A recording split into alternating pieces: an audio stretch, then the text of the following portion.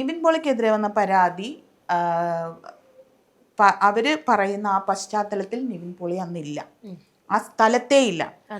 അദ്ദേഹം അന്ന് ഇവിടെ ഷൂട്ടിലാണ്, ആ ഷൂട്ടിംഗ് ക്രൂ മൊത്തം സാക്ഷിയാണ്. പക്ഷേ ഇവർ പറയുന്ന പശ്ചാത്തലം എന്ന് പറയുന്നത് ആ സമയത്ത് ഇവർ രണ്ടുപേരും അതേ സ്ഥലത്തുണ്ട്, ഒരു ലൊക്കേഷനാണത്.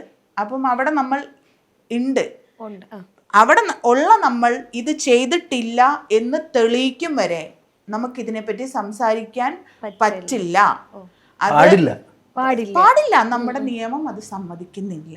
അത് അപ്പൊ നമ്മൾ വിചാരിക്കുന്ന എന്താണ്, നമ്മളെ രക്ഷിക്കാൻ ഈ പറയുന്ന യൂട്യൂബ് റിയാക്ഷൻ ചെയ്യുന്നവർക്ക് ഓൺലൈൻ മീഡിയയ്ക്ക് സാധിക്കില്ല. നമ്മളെ രക്ഷിക്കാൻ നമ്മൾ വിശ്വസിക്കുന്ന നമ്മുടെ ഇന്ത്യൻ നിയമവ്യവസ്ഥയ്ക്കേ പറ്റൂ. അപ്പം നിയമപരമായി നമുക്ക് എങ്ങനെ അതിനെ ഡീൽ ചെയ്യാം, അതാണ് നമ്മൾ ചിന്തിച്ചത്.